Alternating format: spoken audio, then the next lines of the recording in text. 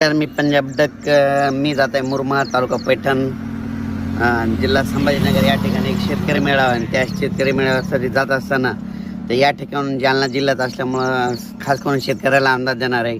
कारण की बऱ्याच शेतकऱ्याचे गहू काढणं चालू आहे, हरभरा काढणं चालू आहे. तर आज आहे 27 मार्च 2026. तर आज देखील तुम्हाला एक सांगू इच्छितो की अहिल्यानगर जिल्ह्यामध्ये म्हणजे अहिल्यानगर जिल्ह्यामध्ये राहुरी त्या परिसरामध्ये पुणेकडे कोकणाकडे आज देखील बऱ्याच ठिकाणी पावसाला सुरुवात होणार आहे म्हणून हा अंदाज लागायचा. म्हणजे आज हे पाऊस सर्व दूर नाही पण कोकणाकडे हा पाऊस आहे म्हणून हा अंदाज सर्व शेतकऱ्यांना लागायचा.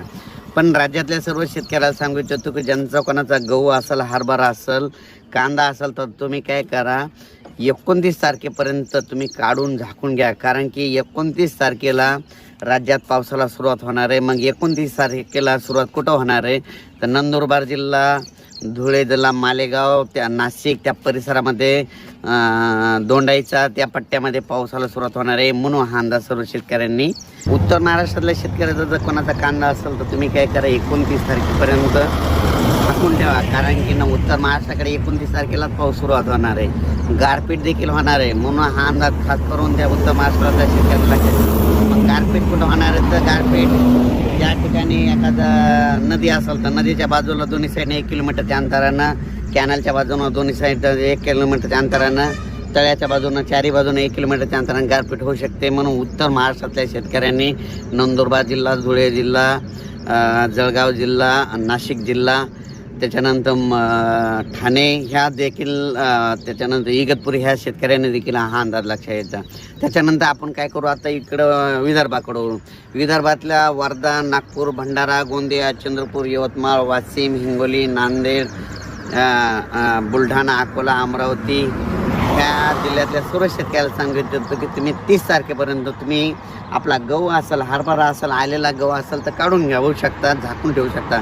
कारण की विदर्भात देखील 30 तारखेपासून ते 1-2 तारखेपर्यंत 31-1-2-3 तारखेपर्यंत राज्यात पाऊस म्हणजे विदर्भात पाऊस होणार आहे, पूर्व विदर्भात होणार आहे म्हणून हा अंदाज लागायचा.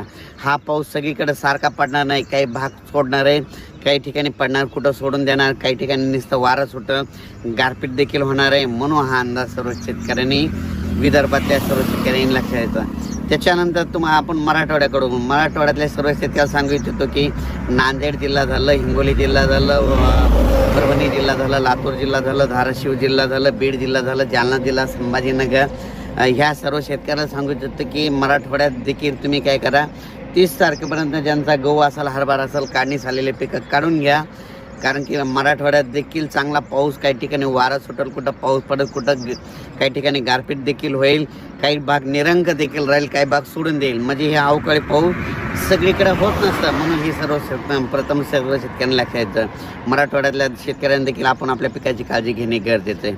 त्याच्यानंतर राज्यात तुम्हाला सांगायचं झालं तर कोकणपट्टीतल्या आंबा उत्पादक शेतकऱ्यांना सांगू इच्छितो की कोकणात देखील म्हणजे कोकणपट्टी म्हणजे साताऱ्यापासून तर डायरेक्ट इगतपुरीपर्यंत ह्या कोकणपट्टीमध्ये देखील चांगला पाऊस होणार आहे. काही ठिकाणी खूप गारपीट होणार आहे, काही ठिकाणी म्हणजे जिथं जास्त डोंगर भागात तिथं जास्त गारपीट होणार आहे म्हणून हे कोकणपट्टीतल्या लोकांनी अंदाज लक्षात घ्यायचा. पुण्याच्या शेतकऱ्यांनी अंदाज लक्षात घ्यायचा. 2 पुणे, त्या बारामती, त्याच्यानंतर अहिल्यानगर, संगमनेर ह्या पट्ट्यातल्या देखील कांदा उत्पादक शेतकऱ्यांनी आपण आपल्या कांद्याची काळजी घ्यावी. कारण की चांगला पाऊस बरसणार आहे म्हणून हे लक्षात यायचं. गारपीट देखील होणार आहे, वारं देखील सुटणार आहे म्हणून हे अंदाज लक्षात येतात. त्याच्यानंतर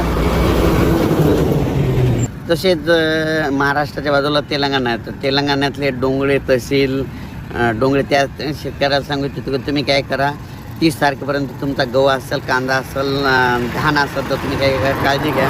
कारण की तेलंगणात देखील पाऊस पडणार आहे. त्याच्यानंतर कर्नाटककडे देखील तुम्हाला सांगू इच्छितो. कर्नाटकमध्ये तिकोटी, मंगसुळी, त्याच्यानंतर धारवाड, कर्नाटकच्या बऱ्याच जिल्ह्यामध्ये चांगला पाऊस बी पडणार आहे, गारपीट देखील होणार आहे म्हणून हा अंदाज कर्नाटकच्या देखील शेतकऱ्यांना लक्षात यायचा.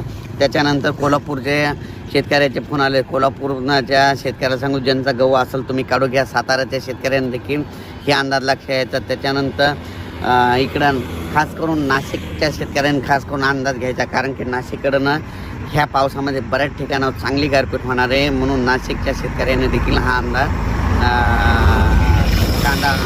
शेतकऱ्यांनी लक्षात येतं म्हणून हे त्या शेतकऱ्याला सांगितलं. त्याच्यानंतर अहिल्यानगरमध्ये राहुरी झालं त्याच्यानंतर पैठण, वैजापूर, गंगापूर, कन्नड, संभाजीनगर त्या परिसरामध्ये, त्या फुलंब्री त्या परिसरामध्ये चांगला पाऊस देखील होणार. काही ठिकाणी गारपीट देखील, काही ठिकाणी वारं सुटणार आहे म्हणून हे देखील अंदाज लक्षात आहे.